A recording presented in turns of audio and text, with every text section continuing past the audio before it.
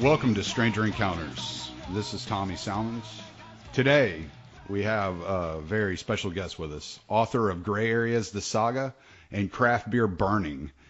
Also a beer connoisseur and a former radio personality, Brad Carl. Brad, how you doing? I'm good, Tommy. Thanks for having me. Oh, no problem. Thanks for coming in. So, Brad, one thing I wanted to ask you, and we did a lot of talking of this in private. I want to talk to you about Gray Areas. I really enjoyed the saga. I haven't gotten around to Craft Beer Burning, and I know that deals with your love of breweries and mysteries. But I want to talk to you about Gray Areas and where the idea came from.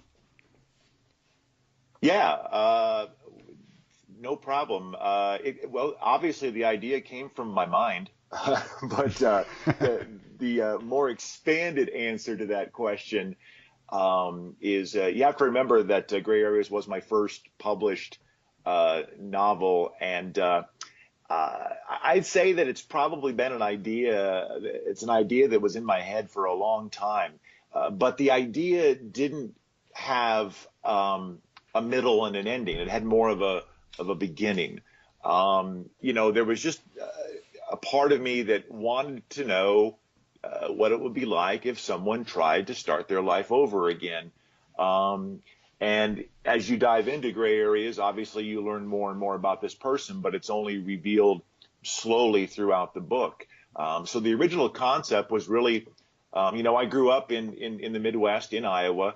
And I really fancy the small town and small towns in Iowa, Nebraska, South Dakota. And so I wanted to know what it might be like for somebody to pick up and leave the bigger city and start a life over in a small town. And then, of course, the question that the reader and myself really had at the time when I started writing this was, why is this guy here? Why is he trying to start over? Why does he want to start over? Was it a bad marriage? Was it, a bad job? Does he hate his parents? What is this all about? And I'll be honest with you, Tommy, when I first started writing it, I didn't know all those answers. But I did have in the back of my mind an idea as to what he was running from. Henry Fields, of course, the protagonist, the main character in Gray Areas, whose name we find out later is not Henry Fields. A little spoiler there for you people. I knew that he probably had something to do with a crime, because I figured that would kind of make it would genreize, for lack of a better term, the story itself. And I'm going to stop there because I could ramble on about myself and my stories and my books, and you would never get a word in edgewise. So let me just say that's the beginning. That's kind of where the idea came from. What do you think about that? What other questions do you have? Well, I appreciate that because when I read it from the perspective that you were coming from the mind of a detective, and you don't have any criminal justice background, do you? No, I don't. Oh, see, and that's what's interesting is I read it like you got so detailed with how the police were interacting with Henry and how the investigation was going, and you didn't focus solely on Henry's plight, and 4 books for your first work to tell a complete story. I mean, that's just an amazing feat that you tackled.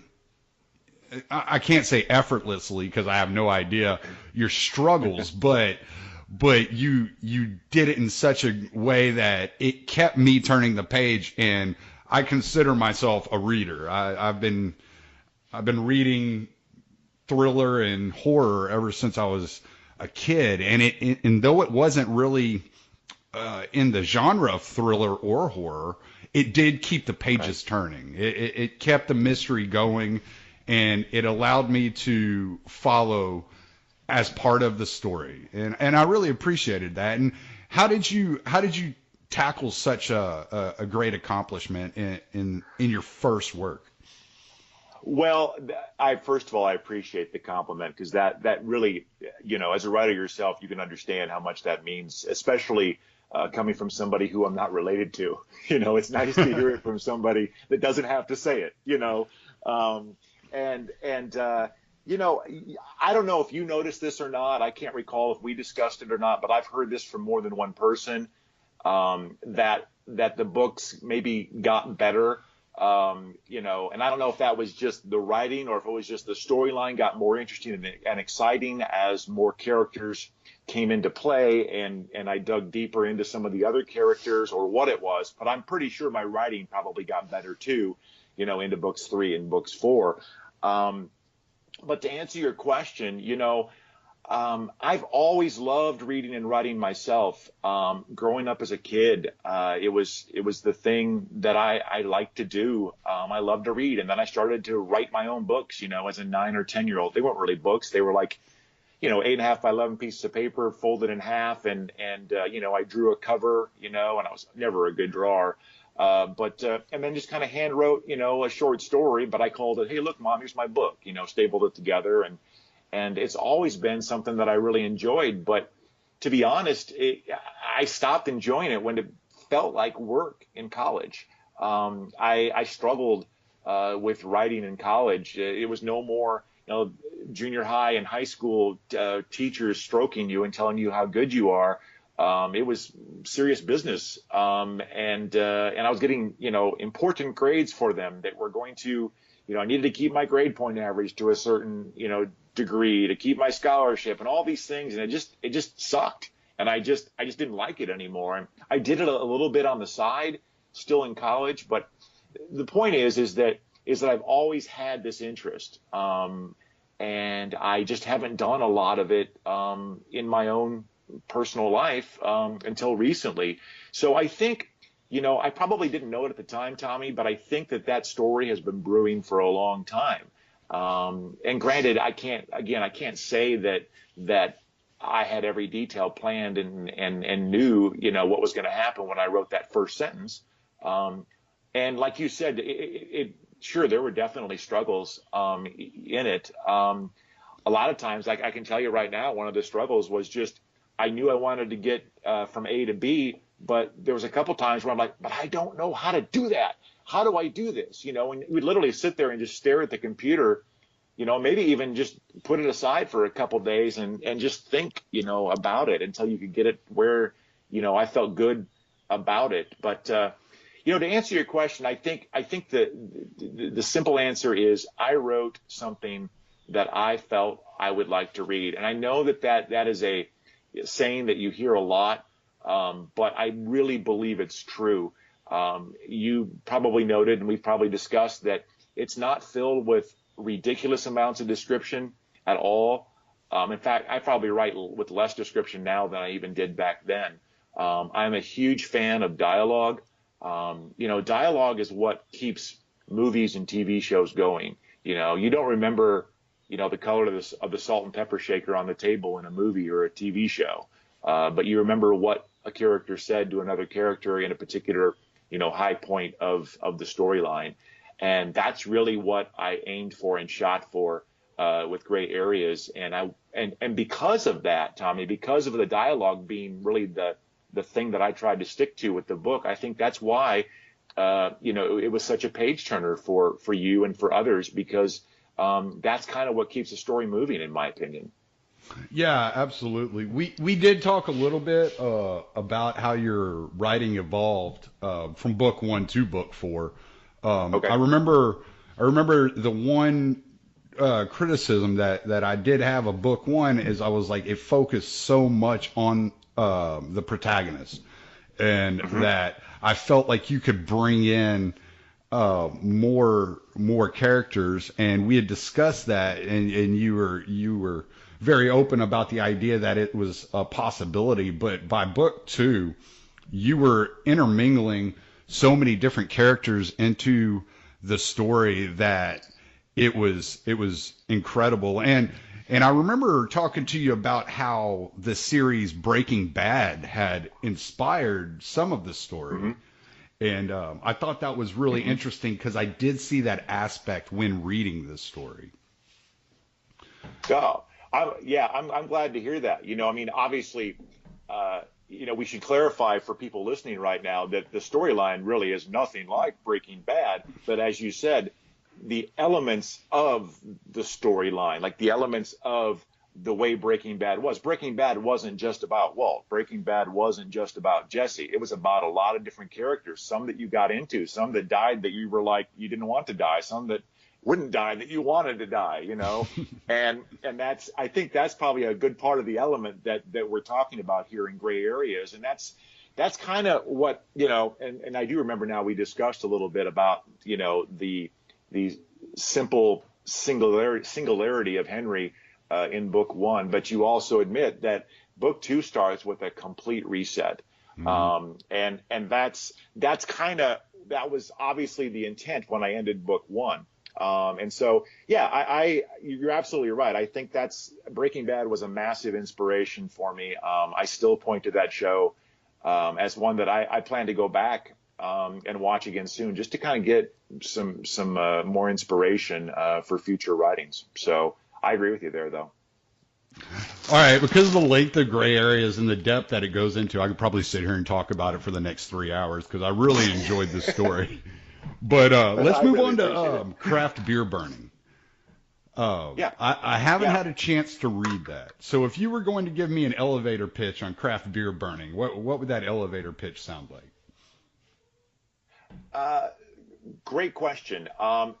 This is my elevator pitch to you because I know you've read Gray Areas. I would say that, let me back up a minute. One of the regrets that I probably have in Gray Areas was I killed off a character that was probably the most untrusting character in the middle of book two that really took away a lot of trust issues in the book. Now, don't get me wrong. Like I said, obviously the book still worked, but there weren't as many suspicious characters necessarily in that book as there are in Craft Beer Burning. So what Craft Beer Burning is about, if you like the small town cozy aspect of Gray Areas, I would say there's some elements of that in Craft Beer Burning. But what it really deals with more than anything is a long-term friendship and mutual respect.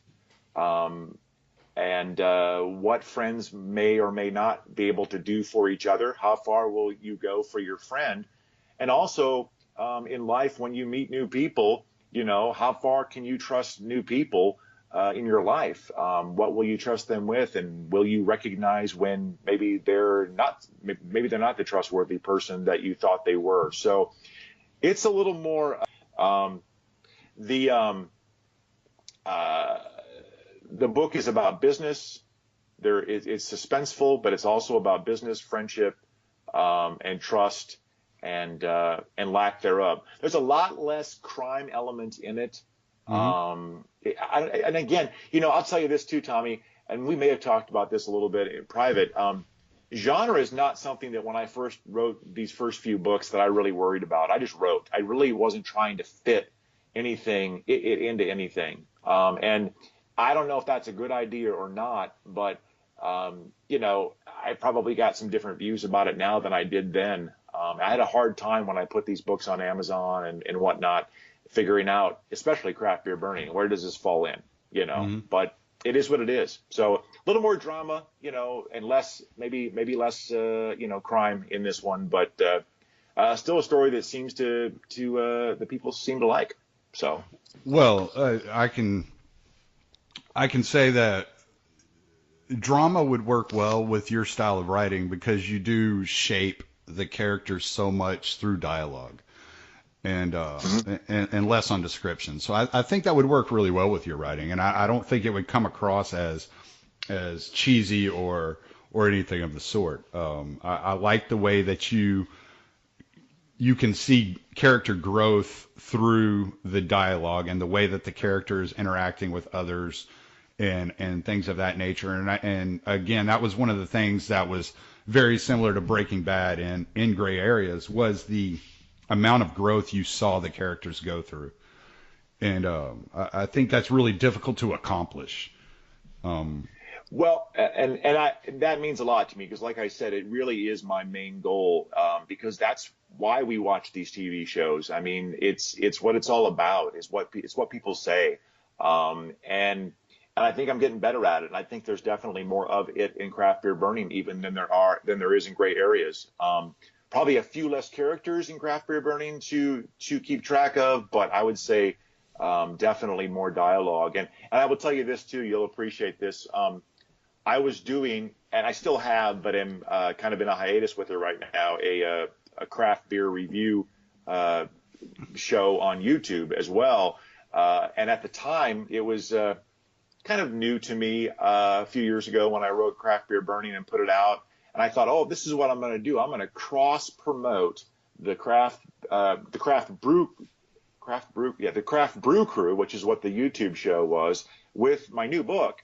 And I thought I was so brilliant, putting those two things together. But in fact, what I had was a genreless book after I was done. And also, even more so, I don't know if we've talked about this, but most people seem to think they see the cover for Craft Beer Burning and they think it's a nonfiction book. It's me writing about craft beer, in America. And it's like, man, it says right on the cover, a novel about, but people just see that cover and they think it's one thing when it's not. And which, a side note, I'm considering maybe changing the cover in the future to see if it helps bump sales a little bit. But anyway, I thought I was being smart, and I've realized that maybe that wasn't a great idea. But I still have a good story, and I still like it, and I still think it's a good book. So. Well, I'm definitely going to check it out. It's on my list. I have a list of about 300 books I need to read, so it's not going to happen tomorrow. but it will be one of the ones I get to. Sure, no problem. Okay, so we were discussing prior to the podcast what the purpose of the podcast was, and I wanted to cover your books, and I wanted to let you get a plug out there and kind of give a little infomercial for them, because I think you're a really good writer, and I think that you have a lot of a future ahead of you if you want to pursue it. I think saying a lot of a future is wrong grammatically, but we'll run with it. We'll a lot of a future it from here on. That sounds good. So I appreciate that. I'll take a lot of a future. That's fine. That'll work. I'd like a lot of a future. Me too. I'd like a lot longer of a future. But, right. I can't control that either. So. Absolutely. One thing I want to discuss about writing. All right. So you were writing on the side. Is that correct? Yes. Okay. Correct. So, yep. So you were looking for an escape from something. Whether it was your daily life or you were looking to express something. Is that a fair assessment? Absolutely. Yep. So how does that help you, or how do you see that as beneficial to you on a day in, day out basis? Yeah, that is a wonderful question. And it's so funny that you bring it up because I recently was asked to go to a book club, a readers club here in Kansas City where I live, to talk about gray areas and craft beer burn. No, just gray areas, I guess.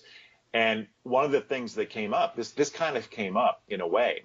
And what I've realized here, I'm 47 years old now and been around the block, and I wish as many I would have known then what I know now. But you don't look a day over 25. Well, I appreciate that. Those pictures are all doctored. At least you don't have a dog nose or something. Well, that's true. I don't know. Maybe that's doctored up too. I actually do, but no. Anyway, that particular subject kind of came up, and I can really sum that up in a simple answer. At my age, I've realized, and although very recently realized, that it's really just best to not, tell people the truth.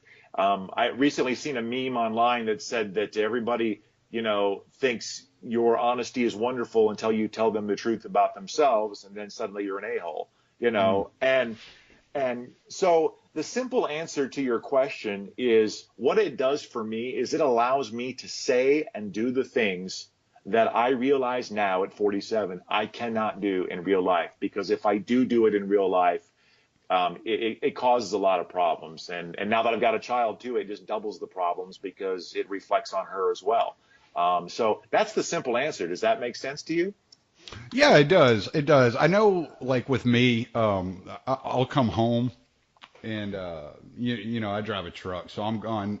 Even though I've switched positions, I'm gone 5, 6 days at a time, and I'm home for a day and a half, 2 days, and get spending time with my wife. And my wife knows immediately. She if I come in, she can tell by my mood and the way that I'm holding myself, the way that I'm reacting, that I haven't written anything. She automatically knows. She's like, you need to write. Like you can't live like this, because it makes me miserable because I'm holding in things, even though I'm not expressing them in a factual way. I'm still holding in certain things that I've experienced that are probably best let loose and put out there. So I'll put them out on the page in different ways. So Yeah. I understand exactly what you're saying. It's almost like a type of therapy that you're Yeah. experiencing with yourself. Yeah. I don't know if it's better than or second best to seeing a psychiatrist, because I've never gone and seen one, but I could imagine that you get some of the same benefits by vocalizing things to someone who's paid to listen. Right. Right. Yeah. No, go ahead. Go I ahead. You're got fine. I got to throw one more in there that just kind of came to me, because this is the other thing that I get out of it that means a lot to me, and is that as you mentioned, I write on the side, and it's not my full-time gig, but it gives me, and when you mentioned, this is what clicked me when you said that your wife knows that you need to write, by just the way you're carrying yourself and whatnot. What I love about writing is the sense of accomplishment. After I've sat down and written X amount of words, in a couple of hours, I can look at that and go, yeah, I did something today, because, my job is my job. It's always been my job, and it's probably more so my job than it's ever been, because the more I write, the more I realize that's where my heart is at. That's where my passion is at. That is where I live. And so I never really feel, and this is nothing against my day job, but I never really feel like, I'm really accomplishing anything. A lot of times in life, we're kind of like placeholders, no matter what we're doing, whether we're, driving a truck or whether we're selling, boxes or whatever it might be. A lot of times you're not really feeling like you're getting anywhere. I mean, I don't want to speak for you, Tommy, but that's kind of the way I feel a lot of times. Is it's just, let me get through this day. I'll do my job. I'll do a good job. If anybody wants to listen to my opinions, which they usually don't, I'll give them to them. And, but then please get me back in front of my computer so I can write something and feel like I've done something today. And it's just a great sense of accomplishment when I've done it. Which, number 3, my least favorite part of being an indie author is all the other stuff that I have to do. I love the business side of it. I love marketing my books, but I don't love formatting them and all the other things that I need to do that I could probably pay somebody to do. But I mean, I don't want to spend every dime that I'm making, right now, put back into it when I could actually do it myself. So anyway, I'm rambling, but does that make sense to you too? Yeah, absolutely, absolutely. And you bringing up indie author, that brings me on to the next thing I wanted to talk about. You said you started writing, short stories or little books or whatever at the age of 8, 9 years old. How do you think that the technology of today has changed the way that people view authors? It almost feels to me like everybody has a book. Everybody has something they've self-published. And Yeah. it's almost as if you haven't been picked up by a mainstream publisher. You're not taken as seriously. But in today's market, it seems a lot more difficult to be picked up by a publisher than it used to be. So how do you see that affecting the entire thing? How has it helped you, and what problems do you face when it comes to that?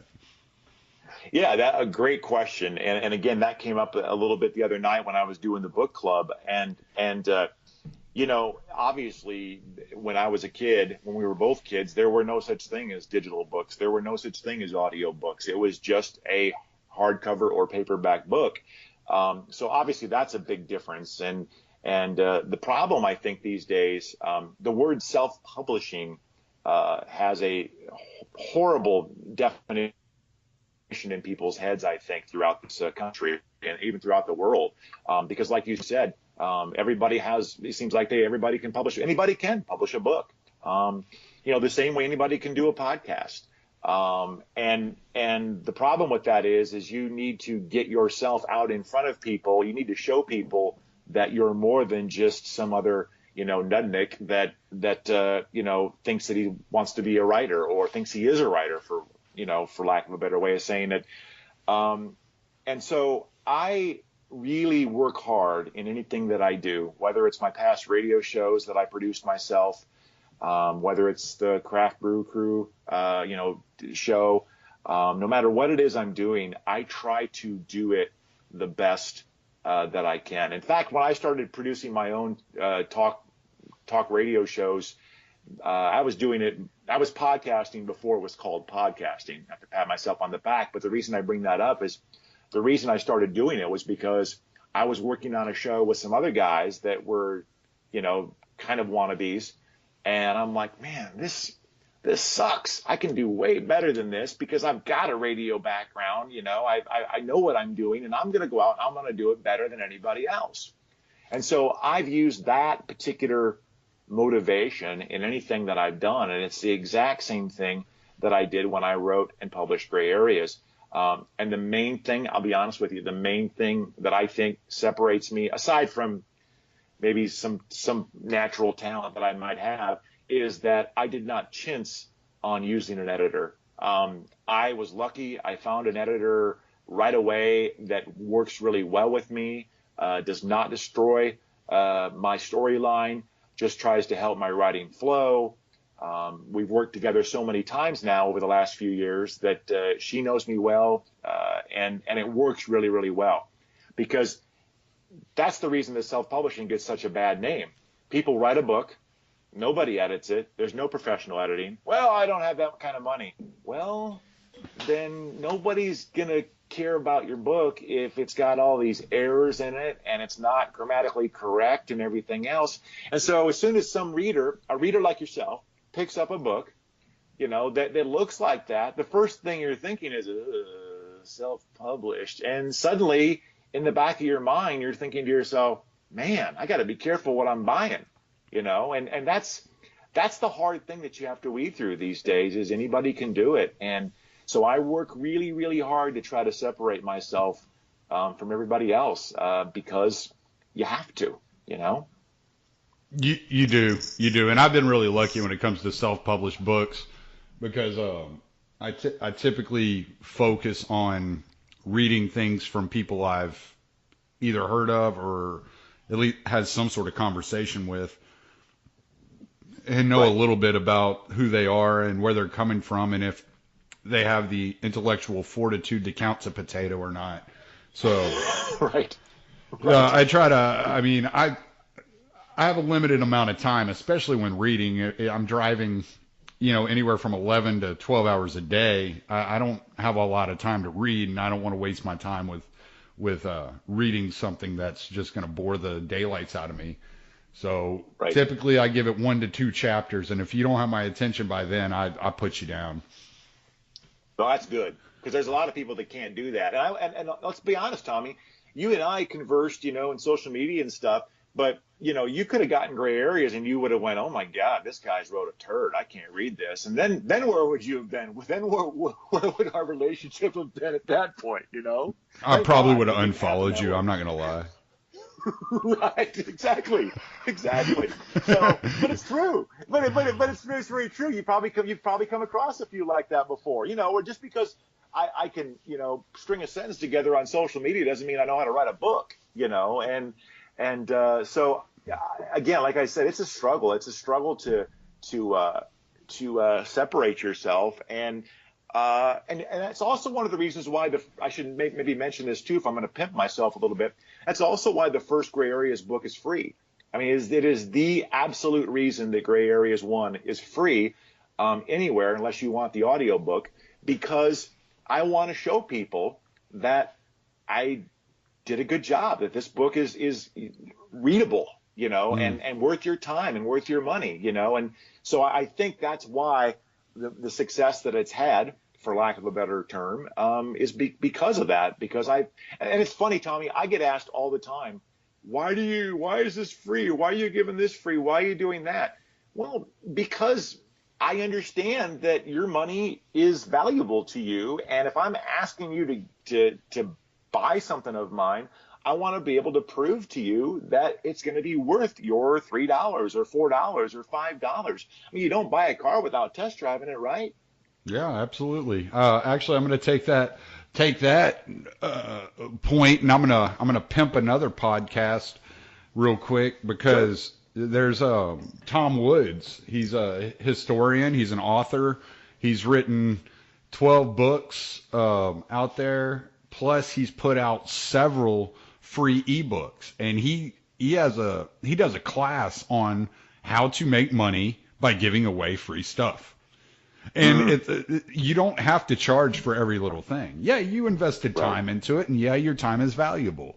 But it's, what are you trying to accomplish? Where are you trying to get that really matters? And Tom Woods is probably the most successful at doing this that I've encountered in my time. And he went from being a professional historian and author, excuse me. I believe he was teaching at a college. I could be wrong about that. He was working outside the home, and his family, he had to pick up and move his family to Florida. And when he did, he stopped working outside the home. He just started working from home, and he figured it out. And he's never had to turn around and go work for another person again. And so he obviously knows something that is valuable and worth listening to. So there's nothing wrong with it, giving away free stuff. I think his main thing is, as you give away these free things, make sure that these free things are pointing to something that's going to earn you income. Right. Absolutely. And I think he and I are exactly on the same page, except he's obviously been much more successful with it. But I'm definitely going to check him out, because his business model is exactly what I've been trying to do. But again, Tommy, it's hard to do sometimes when you are working 40, 50 hours a week at a real job, and you're also have a child and a wife and the whole 9 yards, to try to find the time, to do all that. But his business model is pretty much the same, from what you describe anyway. It's pretty much the same thing that I am doing. And actually, I'll tell you this too, real quick. The thing that really inspired me to get this going with Gray Areas in the first place several years ago was a book that I read called Write, Publish, Repeat. And it's by 2 or 3 guys that basically, in that book, teach you the business model that I am talking about right now with self-publishing. And when I read that, I read the book, I'm like, well, crap, I can do this. And that's kind of where it all started. There was one other thing I was going to say. My mind just went blank. I'll think of it after a minute. But anyway, so it's very similar to Tom Woods from what it sounds like. So I completely agree with that. But you're right. You can't just give it away for free. It's got to be pointing to something else. And that's why, I remember what it was. That's why the first book of Gray Areas is free. And then there's maybe another opportunity to get another book free if you sign up for my mail list. But then the other 2 books you pay for. And the biggest flack I've gotten for this, by the way, and I don't know if we've talked about this, Tommy, but the biggest flack I've gotten, and you can go on Amazon and see, about the only negative reviews, just about the only ones on Amazon, are people complaining that the story didn't finish at the end of Gray Areas 1.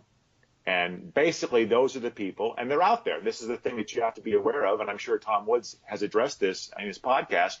There's a lot of people out there that are just looking for free stuff.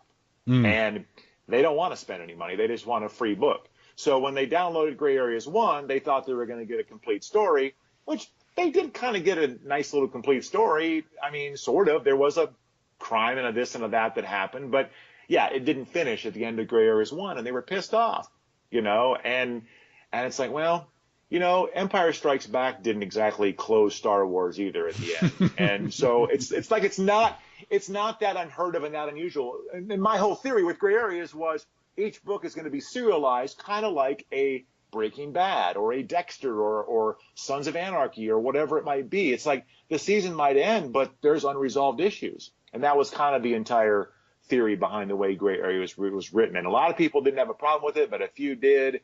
And they do not give me good reviews on Amazon because of it. So whatever. Well, in today's age too, it's people have a lot less patience to read. And so picking up a young audience isn't near as easy as it was back in the day. I was reading crazy stuff when I was a kid. My dad had me reading Dickens when I was like 11. It was just, I would read anything you put in front of me. I can't say I comprehended every word I read, but I was Right. working on it. And today everything is so fast and so immediate that if you have to get beyond one book to complete a story, it's almost as if you're going to have younger readers that are going to have a problem with that because they don't want to spend the time and invest the time into it, because that's what it is. It's an investment of time. To me, it's a lot more interpersonal than watching a series on TV, But now everything Right. is on demand, and books aren't like that unless you get audiobooks, I guess. And there's nothing wrong with audiobooks. I mean, when I'm driving down the road and spending my time with the wheels rolling, I'll listen to an audiobook, But Sure. you don't have you don't comprehend as much when you're listening to it as opposed to when you're reading it. Very true. Very true. And I will real quick, I got to jump backwards to something else just to make one more point about the whole freebie thing. A lot of times what would happen to me with on Twitter, Facebook, wherever it might be, is I'll get authors that'll send me a message that'll ask me the question about why are you giving this away for free or what are you doing here? And the biggest problem that I feel coming from them, as they are adamantly opposed to, they think that I'm watering down the market by giving away a free book or whatever, or maybe giving away the entire Gray Area set to get on my email list, which that's a whole nother avenue that's very important that I would not be surprised at all if Tom Woods is a proponent of. But Right. Real quick, yeah. remind me before we hang up, and I'll give you the name of his ebook about all this, and you Cool, can yeah. you can download it. I'm sorry, go ahead. Definitely. No, that's definitely. Well, and what the point that I was bringing up is that these people have written a book for the first time in their life. They're kind of like me when I first got done with Gray Areas, which was only, the first book's only about 30,000 words. It's not a big book, but they've written their first book, 40,000, 50,000 words. Maybe it's 100,000 words, whatever. They put all this time and all this energy into it, which we totally understand. It's their baby, and then they're looking at it going, I can't give this away for free. And it's like, no, you need to give it away for free, and then you need to write another one. It's kind of what I tell them in a nice way, but it's kind of like this pull and tug that it's out there now. I'm sure you're aware that in self-publishing, or as I like to call it, indie, because I hate self-publishing as a bad word. That people, there's the people that believe in free books, and there's the people that don't believe in free books. And I think you can succeed either way, but I frankly think it's a heck of a lot harder to succeed not doing it with a free book. But that's just my opinion. Well, it's really difficult to sell yourself as a Stephen King whenever you don't have millions of dollars behind you advertising. Right. And Exactly. that's the thing. And we're at a time now also where you're not looking at the New York Times bestseller list anymore. You're looking at the Amazon bestseller list. Right. And Right. that's really big for indie authors, and you have to figure out how to get your name out there, and how do you get more books taken off the shelf at Amazon than giving them away free. I guess you could charge $1, but Right. I mean, you could, and there's definitely ways and things you can do But and to kind of another point to what you just said, plus something we talked about earlier, is getting a publishing contract from a quote unquote real publisher is not what it used to be. You know, that Mm. question was asked to me a couple of weeks ago at that book club, and I'm like, honestly, I said, I've never submitted my stuff to a publisher. I'm not, and it's not because I do have control issues. I'm not going to lie, but I think that I don't think that it was going to be that much of a bigger deal. I mean, an advance isn't going to make me be able to quit my job. They're not going to sign me up suddenly for a 5-book contract and front me enough money to not have to work, you know, and it's not going to happen anymore. It just doesn't happen anymore unless you're Stephen King or whatever, like you said. So I just don't see the point. I think I have a much better chance of making a full-time income doing it by myself. That's my opinion right now. No, I'm not saying that it wouldn't change down the road, but given the way the publishing industry is now, I think that I have a better shot doing it my way right now. Or maybe the answer is doing it both ways. But I know of a lot of people that are making a full-time living on books, and they're doing some other side stuff like courses and things like that. But I think it's there. I think it can be done. It's just a matter of, being smart. So. I think with the internet and giving so many people such access for so much less investment, whether it's time or money, you're opening up a doorway to where you're more than likely going to have 15 or 16 authors making $45,000 to $50,000 a year than you are going to have one Stephen King out there. And I think that's kind of where we're at. It reminds me of when I was reading a little bit on history prior about the time prior to the Industrial Revolution, and it was something around like 80% of Americans were self-employed, and only 20% were employed. And I think we're getting back to a period like that, where you're not going to have like such giant corporations. Where you're going to have people doing for themselves, whether through Amazon. I mean, Amazon offers a lot of different ways to make money with very little investment, and it's giving people an opportunity that they didn't have, you know, the last 40 years, you know. And I think that's what we're looking at. I think you're looking at a lot of people making a median income with less people making a really, really incredibly high income. And I don't think there's anything wrong with that. Yeah.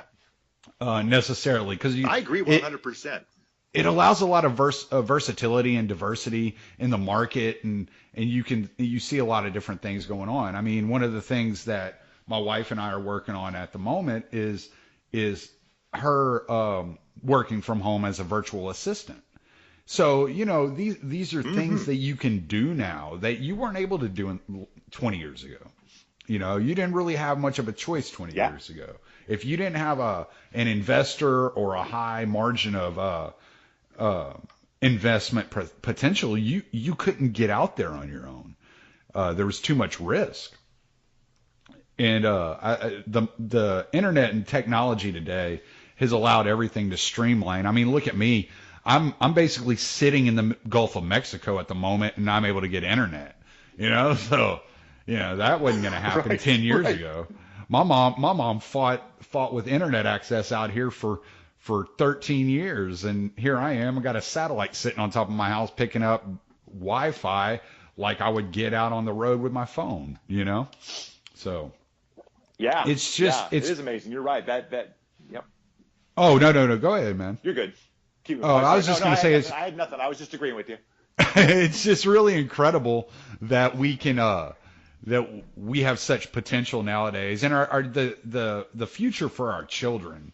And if you look around at social media or anything like that, and man, it makes it sound like our children's future is horrible. And I see my children as having so much more freedom than I ever experienced in their personal lives.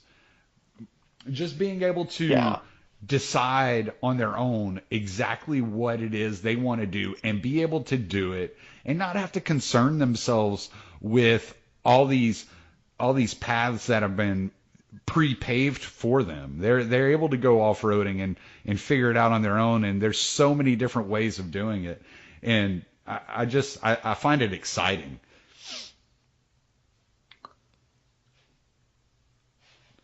Yeah, no, I completely agree. I mean, just to put a short, quick sentence on the end of that, I've read similar stuff recently that basically says the same thing, that, I think we're getting back to more people in America being self-employed than otherwise. And I think it's great too. You're right. Having a child, it's another great thing. Having a kid and who watches me read, or write, I should say, and read. We both read, but she watches me write, and she's only 10, so she keeps asking when she can read my books, and I'm like, we're getting there. I said, it's not like Gray Areas and Craft Beer Burning, or 50 Shades of Gray.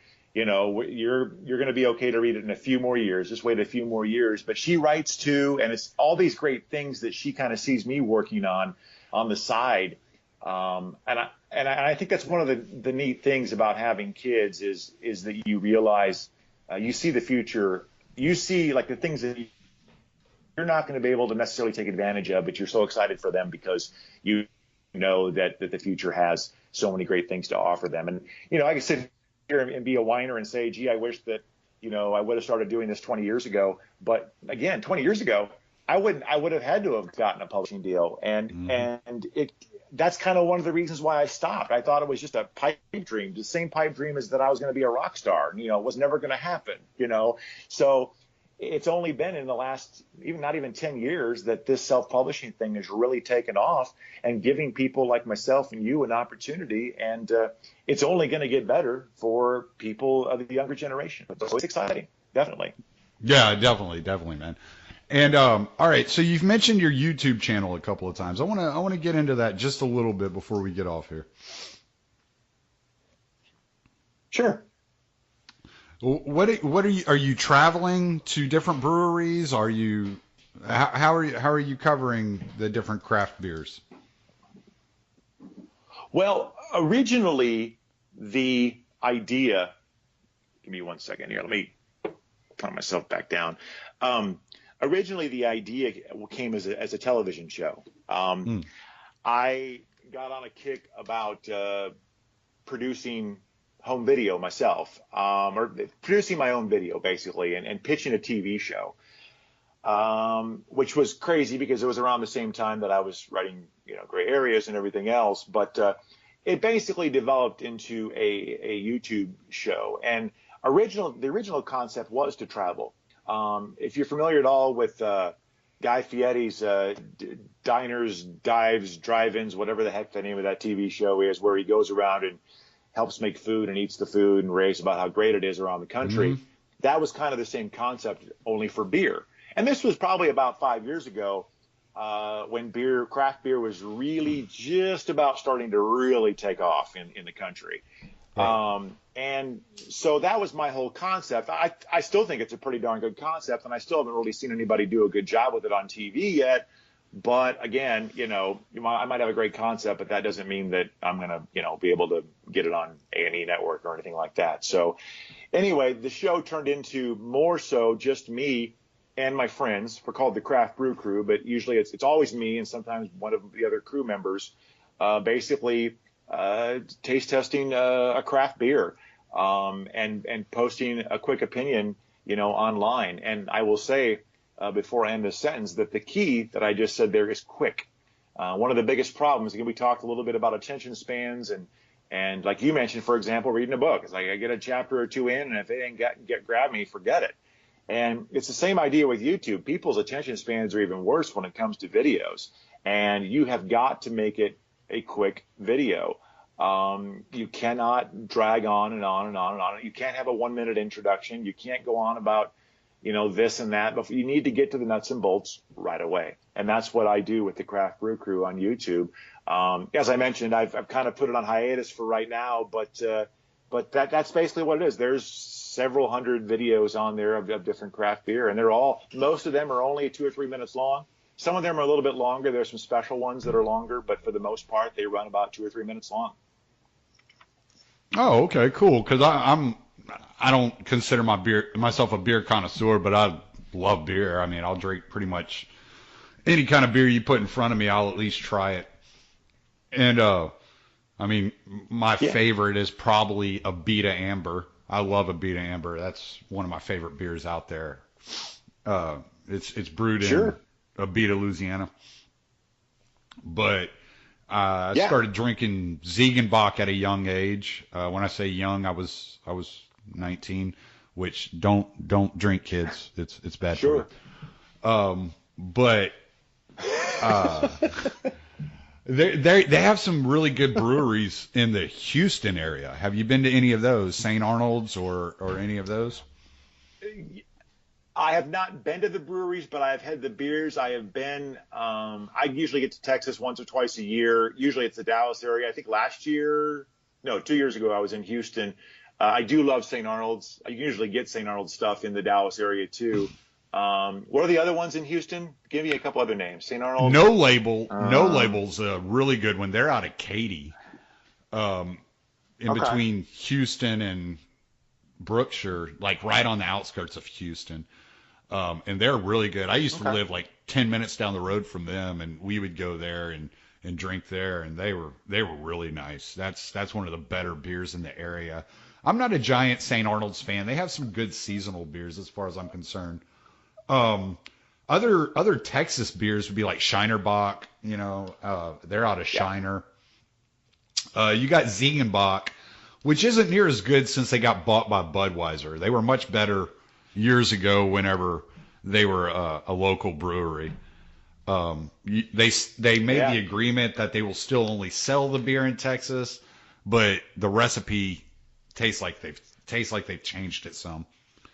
Um, That's never Honestly, good. I can't think of any others off the top of my head. Like No Label and St. Arnold's are the bigger ones that I know of. I'm sure I could run through a liquor store and find about six others. Oh, sure. Well, and one of the things that I will say this, and I probably said it before on one of the Craft Brew Crew episodes, but you know, I find craft beer to kind of be like, the punk rock of beer. Punk rock was screw the man, do your own thing. You know, don't sign to a major label, don't try to write a hit. You don't want to be on the radio. You would never sell your song to be used in a commercial, all those kinds of things. And that's kind of what craft beer is/was. It's changing a little bit now because, like you just mentioned, guys and women, I should say, get into craft beer and maybe open up a craft beer shop, a microbrewery, as I called it in Craft Beer Burning, for different reasons. There may be some people that get into it because they love beer and they will never sell to Budweiser, and then there's other ones that maybe, they realize, Jiminy Christmas, look at how much money we can make if we sell to Budweiser or Miller Coors. And they do sell it out, and so it's kind of that same idea.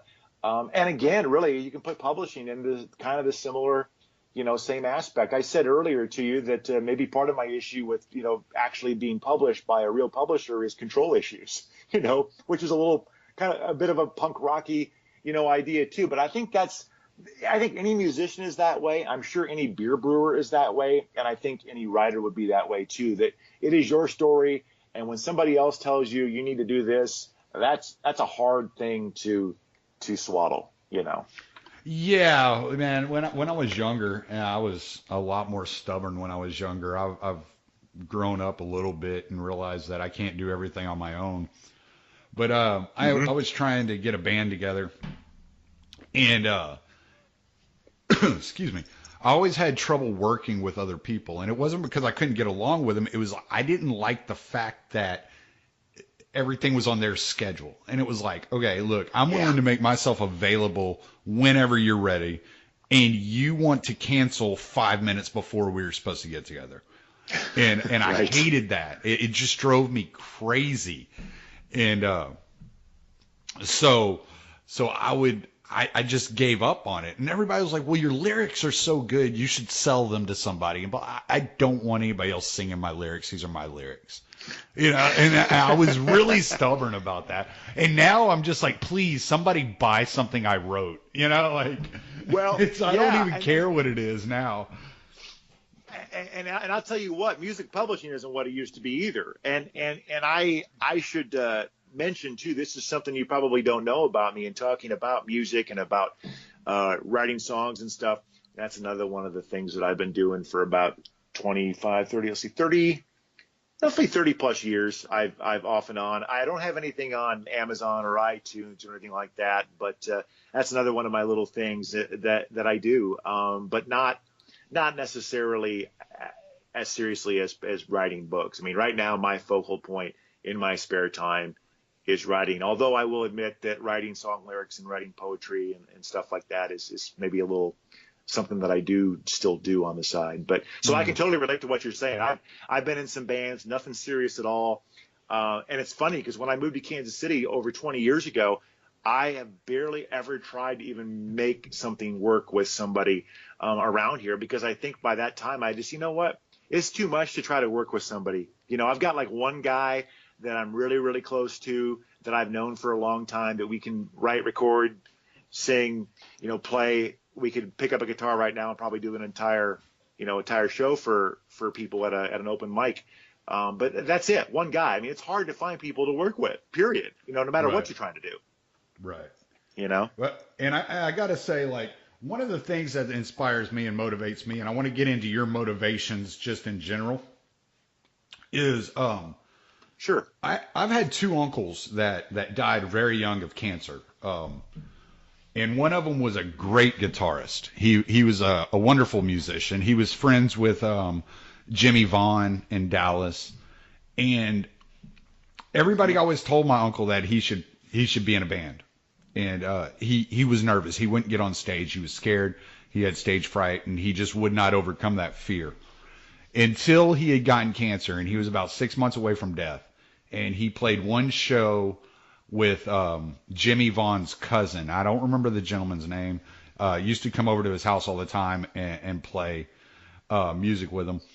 And he played that one show, and I think I saw the video one time when I was at my aunt's house. And I always swore after that I was like, no matter how scared I am of doing something, I'm just going to do it. And I'm going to see what it's all about, and I'm going to see if I can't do it, you know? And when I published that poetry book, and I still haven't finished any of my novels. I've finished my collection of short stories minus the editing, which I need to get your editor's information from you when we're done here. And sure. I was just like, I'm just going to do it. Like, no matter how long it takes me. It may take me 6, 7, 8 years to finish my novel, because the way that I do things, and whenever I hit like writer's block, what I'll do is I'll just put something away for a couple of months, and I'll start something new, and then I'll come back to it later, and yada, yada, yada. But I always swore that I would never like not do something because I was scared. And I just want to hear, like, what motivates you? What pushes you to continue? Because I guarantee you work, 10 hours a day at your job, and that, and then you got to commute to the office, you got to commute home, and this, that, and the other. So what motivates you to continue after your day is complete, instead of just sitting around and watching TV, or, doing something more productive and playing with your daughter in the backyard, and, spending time with your wife? What motivates you to continue to work in your spare time? Despite how much time you spend at the office.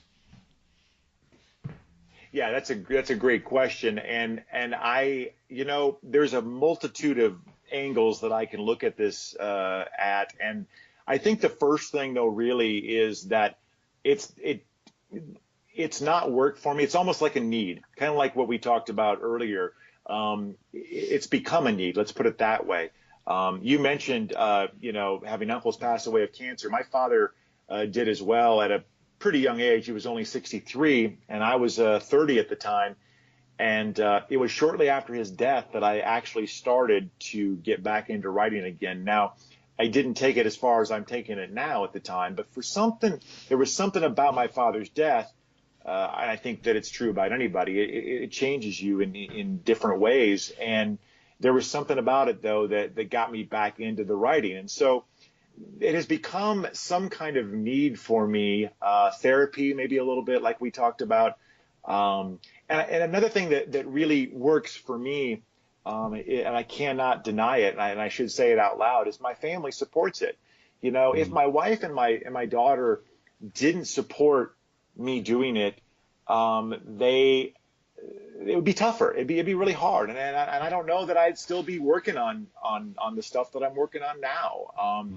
So it's accepted in my family, and I think the reason that it's accepted so happily is because I've stuck to it, and I've shown success. You know, not huge success, but certainly success, and I share some of that success. And so that is a big difference maker, I guess, in the family. But I do try to, like you said, why do you, you know, how do you do this instead of doing this? Well, I do try to divide my time wisely. Luckily, my daughter is pretty sporty athlete, and she stays pretty busy throughout the week. So a lot of times, depending upon which sport, my wife and I kind of split up who handles which sport. And so a lot of times in the evenings, I get a couple hours free while she's at a practice or something like that. So it balances itself out pretty well. And that's the thing you have to do too. I mean, you do have to find some balance. I mean, do I feel like I'm ignoring my family sometimes? Yeah, I do. But you have to. I mean, I don't think people understand how much time you need away from your family to write even a 50,000 word book. So thank God they support it the way they do, because if they didn't, I might not even be married anymore at this point. Who knows? Or I wouldn't be writing. You know, Right, it's right. got to be. You spend a lot of time away from people. I mean, you can't do it in a house that's like, if we had like 4 kids, or you know, and everything. There's no way I could do it the way I'm doing it. I mean, my family life works perfectly for it. I can actually write when they're in the house, but I don't like doing it when they're in the house, so I try Right. not to as much. But Mm-hmm. so anyway, I hope that kind of answers it. But the motivation, really, more than anything, is it's become a need. Like I said, it is my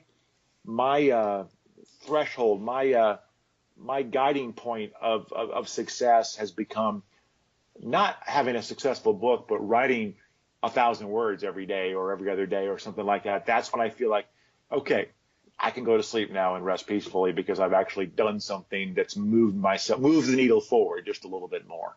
You know, it's just a need. It really is. Yeah, yeah, yeah. I wanna cover a couple more things with you. One of the things I noticed you did earlier this year or late last year was you released songs that were related to gray areas. What led you Yeah. to do that? Might not have been my best move. I did spend a lot of time on that, but Hmm. you know, I wanted to share it with people. I don't know. I haven't gotten a lot of feedback about it. But when I wrote, I do not write in silence. I generally 99.9% of the time have to have earphones in and have to be listening to something. And oftentimes, depending upon what type of writing I'm doing, like if I'm doing first draft, it kind of varies as to what I have to listen to. But if I'm editing or going back over and revising, I almost have to have something in my ears that I know really, really well from like 30 years ago, so that it does not interrupt my mind. It's clearly still just background music. Because if it's something new that I'm not overly familiar with, my mind will wander into the lyrics and the song and everything else. So, Hmm. but anyway, when I was writing Gray Areas, because of that, I probably hadn't quite developed that line of what I should be listening to while I write at the time. So there was a lot of music that I had in my head, and some of these songs actually inspired some of these scenes. Hmm. There were a few times where I may be driving in the car listening to a song that I listen to a lot, and suddenly that song kind of helps develop a scene in my head that I'm been thinking about. And so a lot of these songs, most of these songs, have some kind of a relation to gray areas and the writing of gray areas. And on the website, my website, bradcarl.com, by the way, the it mentions in there that these songs, my mind just went blank. What was I going to say?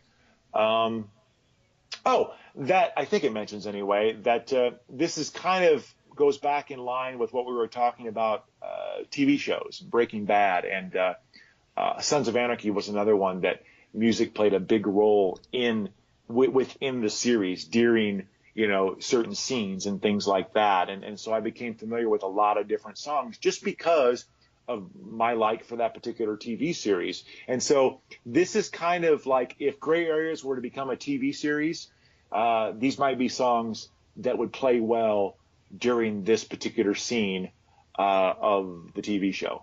Does that make sense? It does make sense, and I found it very interesting. And maybe it just takes a specific type of person to be into it. Maybe that's why you think it's not your best move. I think it's kind of like a behind the music type move, and which to me was really cool because honestly, the first short story I ever wrote, I was 17 years old. Before that, I'd only written poetry. I started writing poetry when I was 12. And the first short story I ever wrote was based off of the poem at the beginning of The End by The Doors. The killer awoke before dawn. He put his boots on. And so I wrote a short story that followed that pattern. And so I found it really interesting that you released the music that inspired certain scenes. And you listed the scene and then had the song available. And I thought that was really cool. Well, thank you. I'm glad. Like you said, you're probably right. It probably does take a particular person to appreciate something like that. But I haven't done that for anything else going forward. I don't know if there's necessarily any reason. I've got some other songs in mind, but yeah, I'm glad to know that you appreciated that. And I'll be honest, I thought maybe look, you make like a couple of pennies if somebody clicks on the song and downloads it. Oh, I've made exactly 0 pennies so far, which is fine. But I'm thinking in the back of my head, well, who knows? Maybe somebody will hear a song, but it hasn't done anything. And that's fine. I mean, I appreciate sharing, and it means a lot to me to know that even just one person like yourself appreciates it. So that's cool to hear. Yeah. And, it's like I tell people whenever my mom and my wife have both been known to say, oh, I wish I could write like you. And I'm like, it's not that hard. Yeah, it's really not that difficult. And I was like, writing's like music. You just got to find the rhythm. That's it. Like once you get in that rhythm, like it all just flows, and there's nothing you can do to stop it. You can't turn the faucet off. It just comes out, and you got to finish it, and you got to complete it, and not be interrupted. And that's just the way it goes. And if you don't ever find that rhythm, that's when you get these choppy, sentences that don't fit together, and the story doesn't mesh, and the description's all jacked up, and you can't figure out which way's up. But if you find that rhythm, once you find that rhythm, it's easy. There's nothing to it, and so I've always looked at writing very similar to music, and maybe that's because I've always loved music, but it's always been easy for me to express myself through a rhythm, and I've always been able to find a rhythm in words.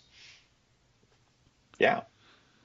No, that makes total sense to me. And I think we're probably very similar in that regard. And I think that the one thing that happens to a lot of people, I said the same thing at the book club that I was at recently, that I don't know why, you can't do it. It's not really as difficult as you might think. But I think a lot of it just has to do, and you kind of touched on it just now, the commitment. I mean, you've got, you can't just write a paragraph and you're not done. It takes a commitment. It's kind of like losing weight. It's like, well, I'm going to go on a diet. Okay, good luck. And 8 hours into it, well, I'm done. I'm not losing any weight. And it's like, you got to give it a chance, And so I think that's the hard part for anybody. It's just human nature, unfortunately, that some things are meant to be and some things aren't, and apparently you and I were meant to write, and others might not be, and that's okay. They're meant to do something else, Oh yeah, absolutely. All right, man. Like we're gonna wrap this up, but one of the things I looked at whenever I was looking into doing a podcast was, what do I want my kids to hear?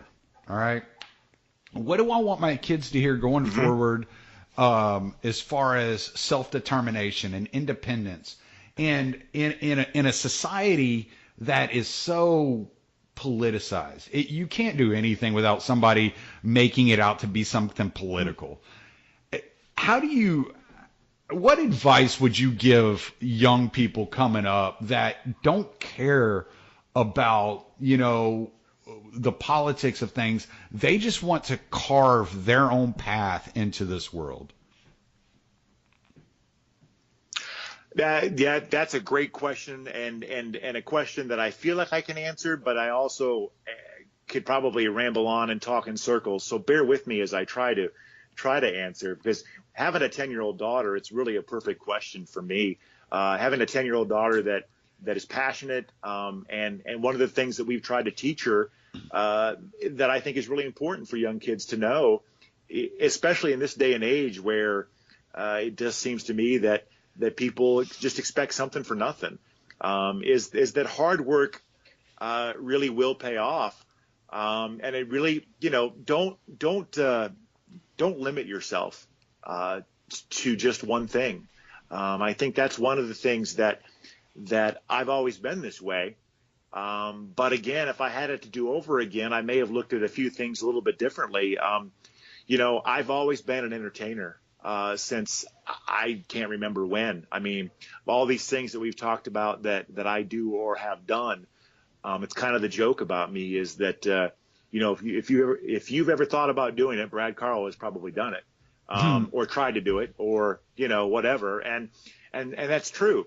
But I think one of the regrets that I have that I would want to pass on to kids these days, and my own child, is that you don't want to limit yourself. And what I mean by that is, I wanted to be a rock star when I was a kid. Who didn't, but I also loved writing and reading. And but this was 1990-ish, and at that time, I didn't think that saying I wanted to be a writer for a living was practical. And I don't blame that on my parents. I mean, my mom was a teacher, so I had that kind of looming over my head too. But I just didn't, I didn't think clearly about what I wanted to do for a living for the rest of my life. And I didn't realize that I didn't need to make a life choice at the age of 18.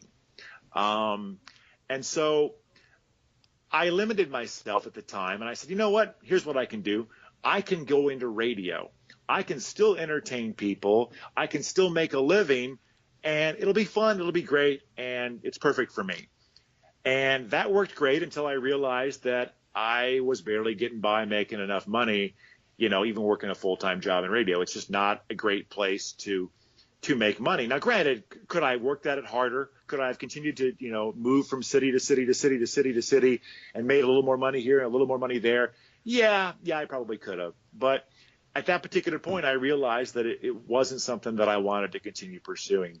And so let me fast forward to where I'm at now, just to kind of, put the period on the end of your question, is I think it's really, really important to not limit yourself as a growing young adult and growing up. Explore as many things as you can, and really don't feel like you have to choose just one thing. Again, my main regret is I wished I would have been writing all these years. I wish I had a whole bunch of stuff that I could draw from right now that I may be able to use and publish and put out. But I don't. I didn't do a lot of writing for 20 years. 15, 20 years. And so I don't, which is fine. It's still great. I'm enjoying what I'm doing on the side and everything else, but gosh darn, just because, I didn't think I could do anything with it or make anything out of it, I stopped doing it. And that wasn't very smart. And I'll give you a prime example and then I'll shut up. I've got a nephew, my brother's child, who's going to college, 18 here, this next fall.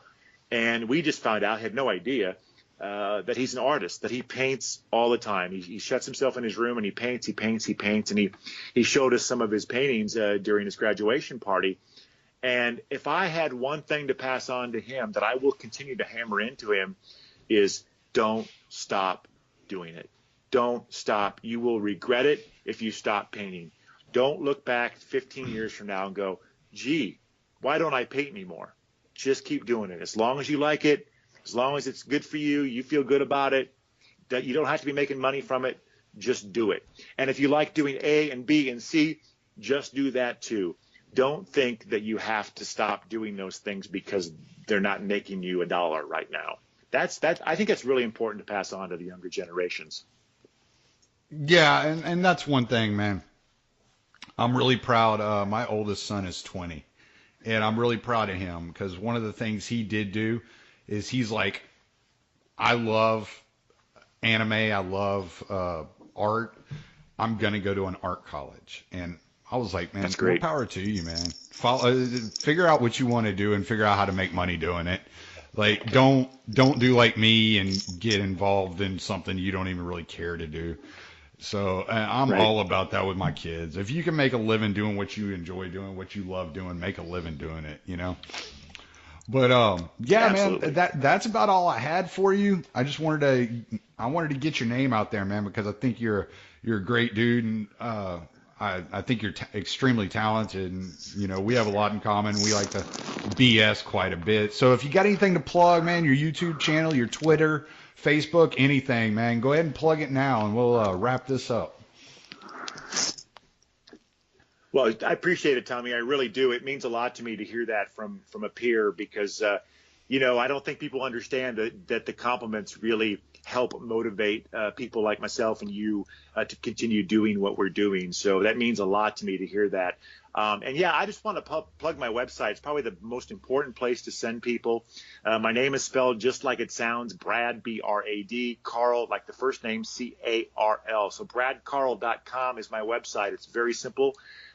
If you go there, the very first thing you're going to see there is the first book for Gray Areas is free.